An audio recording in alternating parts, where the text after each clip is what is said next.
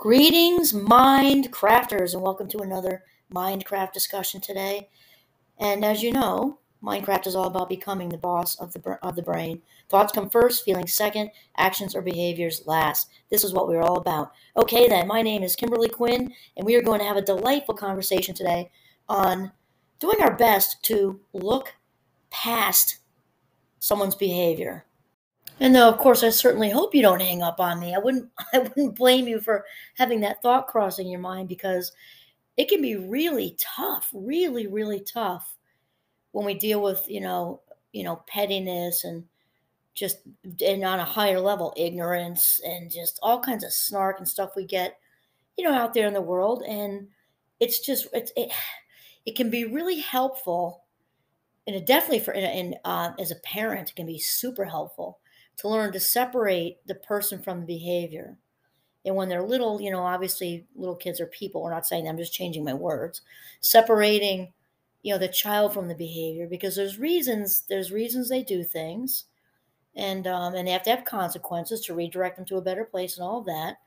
And though once we're talking about it, when we're talking about adults out in the world, it isn't our job to educate them and redirect them as it is when we're parents of a child. Though what I have found for me to be very helpful is when somebody presents the pettiness or the snark or whatever. Again, we're not talking about giving people passes. We're talking about seizing our own control and our own autonomy so that we can handle said situation the best way possible. Because here's the thing, again, no passes that we're talking about. We're talking about realizing that when people are whole and complete, happy, whole and complete, right? They don't generally have have a desire in the world to be snarky or petty, and certainly not to harm anybody. And on the spectrum of harm, most things are on a spectrum, right? So there's like severe damage on the one end, and then there's just that petty crap that happens all day long, like within families and at work and just out in the world with randos in the grocery store or whatever. Those people are rolling a feedback loop of unhealthy thinking in their heads, which is leading to negative emotion, which is then leading to negative actions, and that is how it works. So once you're sort of on the Minecraft track and you get that, it can become a whole lot easier to dismiss most of it. I'm going to say most of it. And some of it, obviously, the spectrum thing, it doesn't mean to let people walk on us. We're absolutely not saying that. Some of us, it might just like the more moderate middle area where something needs to be a conversation because it was like an overt treading upon or something like that. And still then when we can separate the person from the behavior, being in this place of empathy, though not giving them a pass, we can at least have way more clarity with the conversation we have with them when we are strong and in our frame, authentically confident and setting, appropriate boundaries. We have the clarity for that when we can separate the person from the problem. And then step two, this makes this easier too, is to separate our own emotion from the problem, which can be super tough. And I know from being one on the Fast Mind Club, for those of you who don't know, that's the misnomer of ADHD transferred into something way more positive, that we have a tendency to think with our emotions, and I'm a work in progress with that, because most of the time it doesn't go well. So when we can separate the person from the problem, dip out, head to a restroom, lock yourself in a stall, no one's going to bother you in there. If they do, that's really, really weird. And really just take a minute to just think, okay, I don't know what's going on in their life. I don't know if they're just having a bad day. I don't know if they just got some horrible news. They might just find out they were type 2 diabetic. They might find out worse news than that. They might be, have all kinds of fear-based feedback loops going on in their head. Nothing's happening in this minute. They're walking around having a series of mild panic attacks that no one else can maybe see, but they're suffering. They're not even emotionally available because they're wrapped up in their unhealthy thought patterns. Who knows? Who knows? But when we can separate this, we put ourselves in a better place. This is the main point. We put ourselves in a better place to handle it. It's similar, but we're doing more here.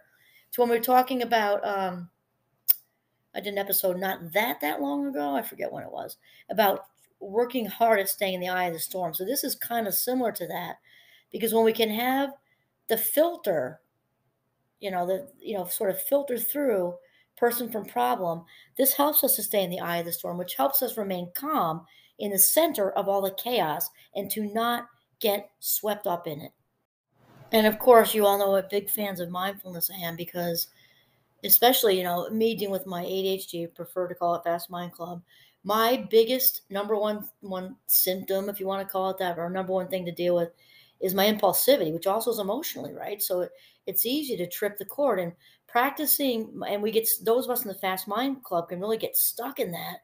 And let me just tell you how much mindfulness can really has helped me. And for those of you who don't know, mindfulness, before you hang up on me or go ahead, but you'll miss out because this is good. Mindfulness is not meditation. Like you hear it sometimes as mindfulness meditation, but it isn't. It's about being present, just being in the moment. So I'll just tell you what I do in relation to what we're talking about, which is not being so reactive and taking things so personally. And mindfulness, which I've done for years now in my day, I'm not talking about sitting down with palms up in a lotus position, which wouldn't be good for my knee anyway. Skiing, running, cooking, in the shower, and the wonderfully hot baths I take at night, really just being present. I do a lot of breathing, other than for the obvious reason, because when we practice this, even a few minutes a day, it really helps not to react to the negative Nellies and the snarky Sams. I'm just saying, and we become more responsive, right? There's a difference between being reactive and being responsive.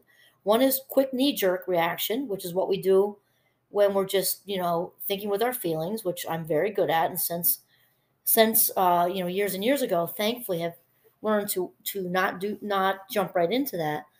Usually, because it usually doesn't go well, right? And as they say, especially if you have a little alcohol in you, loose lips sink ships, as they say. And with my impulsiveness, I was good at that for years. You know, completely sober, and I wouldn't say I'm not unkind though, so I don't want to paint the wrong picture. Typically, you just jump to conclusions and things like that. That's more the deal. But either way, mindfulness um, really helps us to shift out of reactivity into responsivity. Or again, duck into a bathroom, duck anywhere, even a minute. 1 minute is better than no minutes because whatever was just said to us or done to us or whatever, we can at least take a step back and even in a short little bit of time, whatever you respond, whatever you say is going to be better than if you did not take a break from it. And so to help us sort of separate the person from the problem, because when we don't take a step back, the person and the problem are just entangled.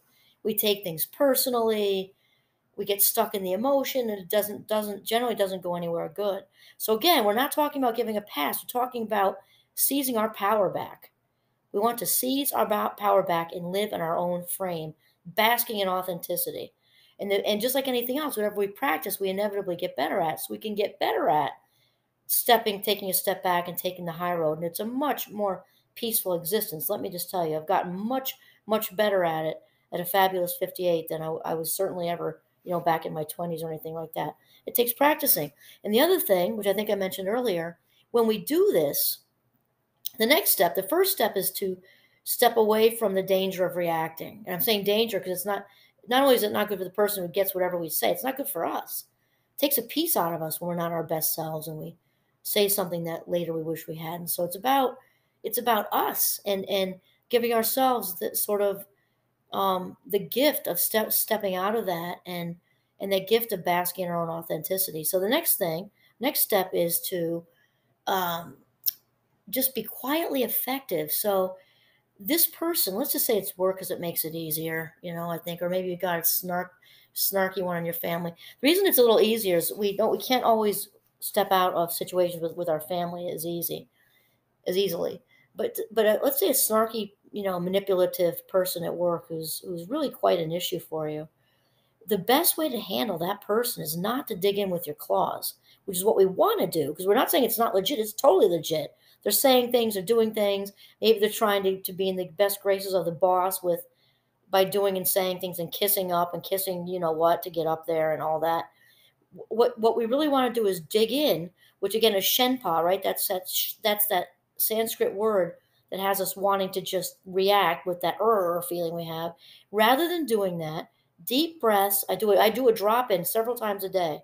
Just deep breaths. I do it the 4-4-8 breathing. We'll get to that in a second. 3 deep breaths of 4-4-8 breathing, and it makes a difference pretty immediately. That would be an oxymoron. Immediately. And this way we are more apt to be in a place where we're able to be quietly effective. So this means we can smile and nod and listen, but we're not reacting and we're not agreeing, we're not buying any of their bullshit either.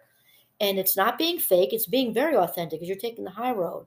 Now the key here is it's not being quietly effective if you're nodding and smiling with sarcasm and that energy that people can feel that it's inauthentic, because that's just reducing your behavior to their behavior, and that's not what we want. The whole thing with quietly effective is when we step out of that their chaos and whatever it is their behavior is, kind of like a river keeps moving in front of us. We're on the land. Just watch it bounce around the rocks. Watch all the chaos. Watch all the whiteheads, the rapids, and we're on solid ground, being like, "Oh, have a nice ride." It's such the way to go. I'm telling you. And not only is this better for us spiritually, but it also lets air out of the balloon in the room. Because when we don't react, especially bullies, bullies we tend to think of fifth grade playground, but really the fifth grade bullies just grow up and be bully adults usually, and this to get some treatment for themselves. And it just looks different. But bullies are sharp and cunning. They do whatever they're doing when people aren't looking. It's not different than the fifth grade playground. Only they're at, Morgan and Stanley or whatever, or IBM, and just doing the same old dang thing. And so when we are quietly effective, we separate the person from the problem. We not only understand that this person is broken. I mean, we're all broken in some ways, right? This person is overtly broken because they're engaging in behavior that expresses their brokenness, because hurt people want to hurt people. Or maybe not want to hurt people underneath it all, deeply underneath it all, but in that ego place where they're injured, they do want to hurt people in that context.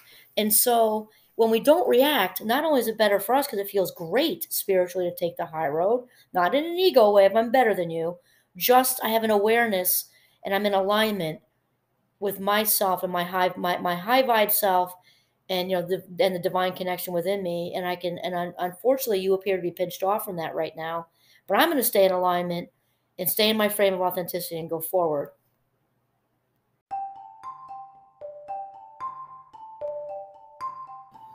And again, when we practice something, we inevitably get better at it. So learning to separate the person from behavior helps us be better partners, better parents, better colleagues, better everything.